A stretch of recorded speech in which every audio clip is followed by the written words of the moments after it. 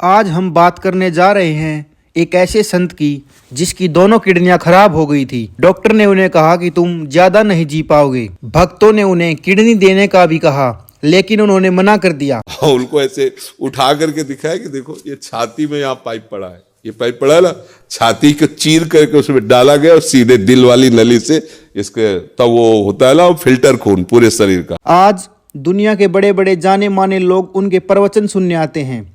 कुछ में पहले भारतीय क्रिकेटर विराट कोहली व अभिनेत्री अनुष्का शर्मा को वृंदावन में उनके प्रवचन सुनते देखा गया। महर्षि, आप भारतीय क्रिकेट टीम के कप्तान हैं और ये फिल्म इंडस्ट्री में अभिनेत्री हैं, ऐसा आपका परिचय है? हम किसी और की नहीं बल्कि श्री प्रेमानंद जी महाराज जी की बात कर रहे हैं। दोस्तों, वृंदावन का दूसरा नाम है मोक्ष। यहाँ पर बात करना राधा रानी की कृपा बिना संभव नहीं है। संतों का कहना है कि जन्मों जन्मों की अच्छे आचरण के बाद और भगवान की सेवा के बाद ही वृंदावन में वास होता है। अगर प्रेमानंद जी महाराज जी की बात करें तो उनका जन्म उत्तर प्रदेश के कानपुर शहर के पास सरसों नामक गांव में एक ब्राह्मण परिवार में हुआ था।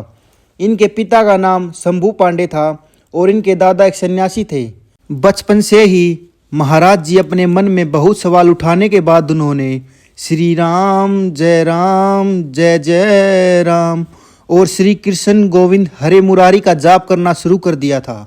9वीं कक्षा तक पहुँचते पहुँचते उन्होंने यह फैसला लिया कि उन्होंने आध्यात्मिक की तरफ रास्ता चुनना है। इस बात के लिए वह स्वयं अपने परिवारजनों को त्यागने के लिए तैयार थे। श्री प्रेमानंद जी ने अपना घर 13 साल की उम्र में छोड़ दिया था। उन्होंने सन्यासियों से अपनी दीक्षा ली और उनका नाम पूरा आनंद ब्रह्मचारी रखा गया। कुछ दिनों बाद महाराज जी ने सन्यास भी स्वीकार कर लिया था। महाराज जी का अधिकांश जीवन गंगा नदी के तट पर बीता है। श्री प्रेमानंद जी महाराज ने हर मौसम में अपने आप को ढाल लिया था।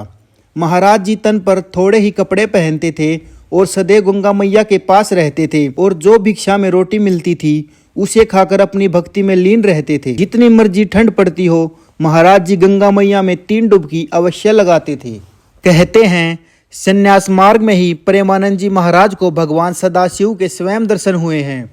महाराज जी स्वयं कहते हैं कि भगवान शिव की कृपा से ही वे वृंदावन के रास्ते पर आए थे। बताते हैं कि महाराज जी एक दिन बनारस में पेड़ के नीचे बैठकर ध्यान कर रहे थे। तभी उनको राधा कृष्ण की महिमा का एहसास हुआ। फिर महाराज जी अपने एक प्रिय शिष्य की मदद से ट्रेन में बैठकर वृंदावन की ओर रवाना हो दिए, बिना इस बात को जाने कि वे सदैव वहीं के वासी हो जाएंगे। वृंदावन में महाराज जी राधा वल्लभ मंदिर में स्वयं राधा जी को ही निहारते रहते थे। यह बात वहां खड़े एक स्वामी ने देखी तो उन्हें राधा निधि का एक श्लोक सुनाया।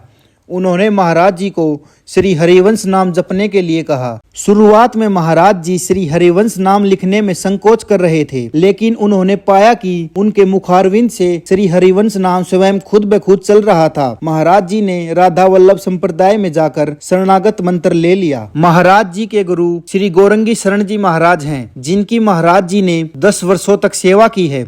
गुरु जी ने ही महाराज जी को सेंचुरी भाव के प्रति प्रेरित किया। आज महाराज जी के मुखारविंद से निकले हुए वचन अथवा कथा बड़े बड़े से पापी को भी धर्म के रास्ते पर प्रेरित करती है। इनकी वाणी में नाम महिमा विशेष जोर दिया जाता है। अंत में मैं आप सभी को कहना चाहूंगा, राधे राधे।